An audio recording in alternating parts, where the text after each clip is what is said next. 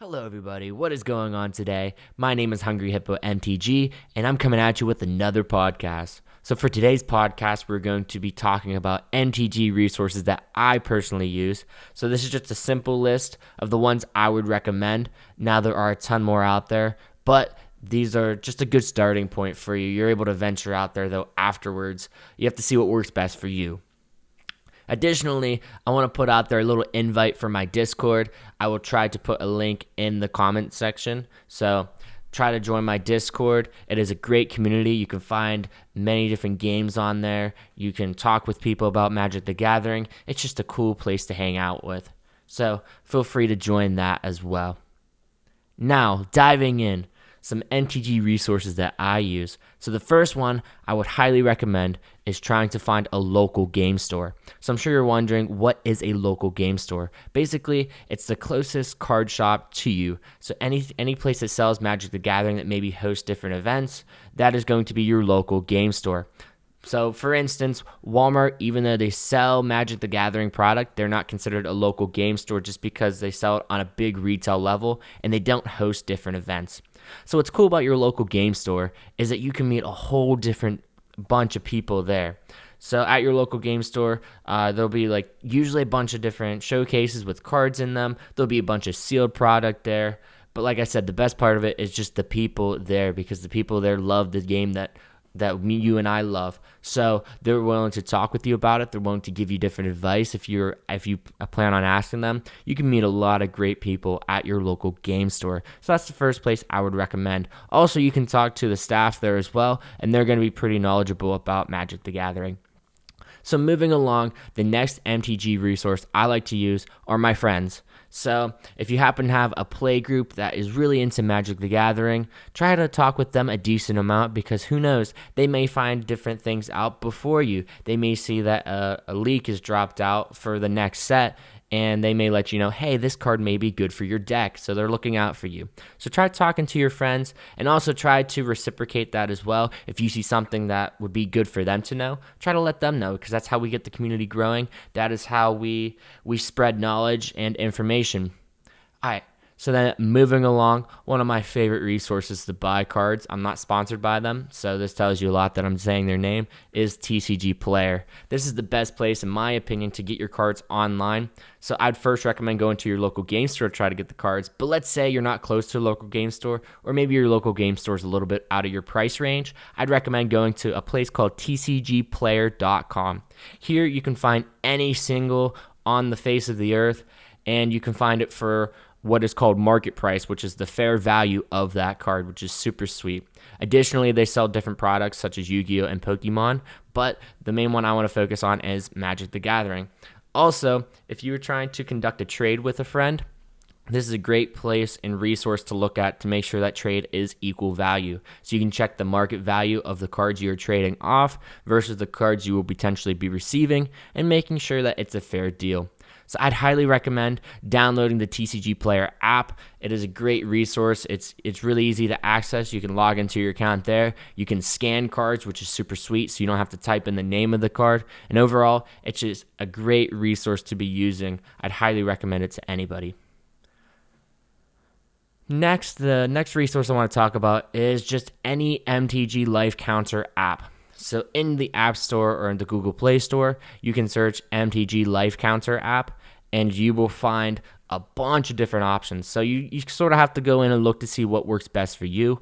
But these apps are great because let's say you're playing with a friend, you forgot to bring some dice to keep track of your life total, or maybe you don't have a paper and pen. You can just use this nice handy dandy app, and it works fantastic. It's nice too because sometimes they're customizable, where you can change the background picture, you can change the name. It'll put a bunch of different stuff like poison counters on there, commander damage. It is great to use. So I'd highly recommend an MTG Life Counter app. Moving along, my favorite resource to use whenever building a commander deck is a website called edhrec.com.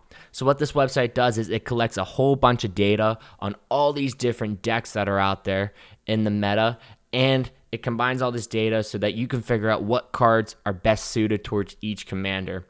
What's really nice is on the website, it has a bunch of different options that you can pick, so you can decide what strategy you want the deck to go with, so what strategies are best suited for that commander. In addition to that, it also has a little filter where you can put expensive, budget, or just normal. So what's nice is if you're on a budget, like some people are, then you can put that in there and it'll only put cards like under a certain amount. If you just really want to go gung-ho with your deck and you want to spend a whole bunch of money on it and make it the best that it can be, then you can put expensive down. It's really nice that you have that customability where you can make it fit your needs. It's really sweet. And what's nice is, too, if you're interested in any infinite combos, it shows all the infinite combos that could potentially be used with that commander. So it's a very nice resource. I'd highly recommend that. But I guess along with that, I use a deck building website called Moxfield. So I go to moxfield.com, you make an account there, and then once you're there, you can make any deck out there. You just need to input the name of the card. What's nice is, too, you can also import deck lists as well. So let's say you were using another website and you decided a Moxfield is a better option for you. You can just copy that deck list down, import it into Moxfield, and it will show you all the cards in that deck.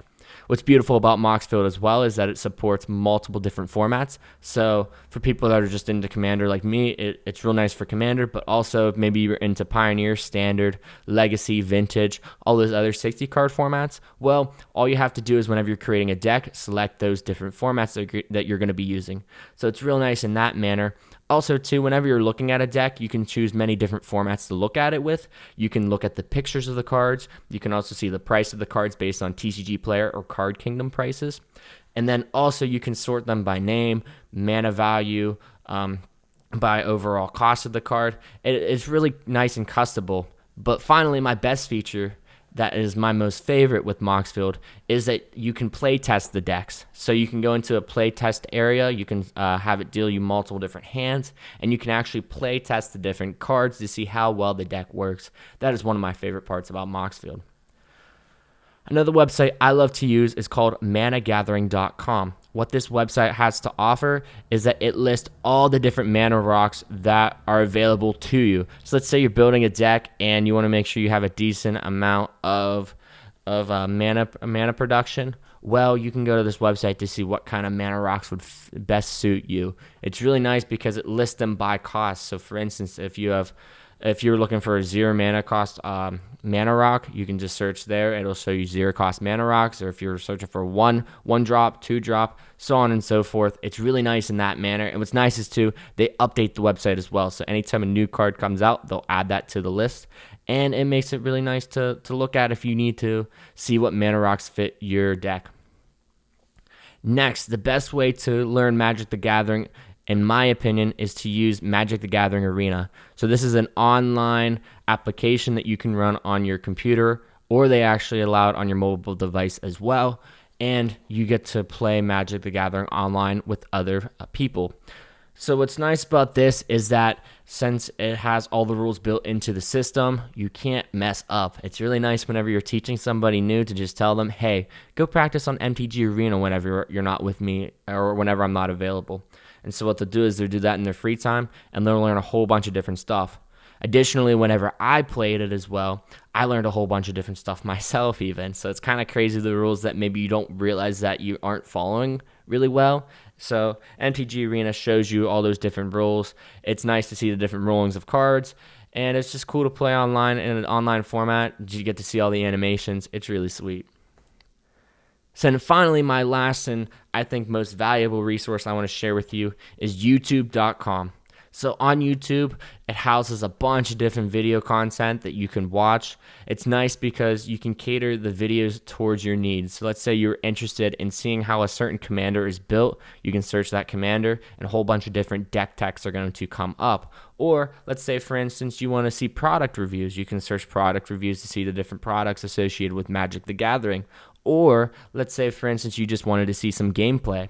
You can search that as well. YouTube is very versatile in that manner. You can see a whole bunch of different content. It's super nice on there. Also, that's where you found my video as well. So overall, there's all the MTG resources I'd highly recommend to you. If you happen to have any others that I did not or forgot to mention, please put those down in the comment section because I'd love to hear about them. I'd love to get to know more as well. Finally, please feel free to join the Discord. The link should be down in the comment section whenever I'm able to post it. Thank you so much for listening, and I hope you have a great day.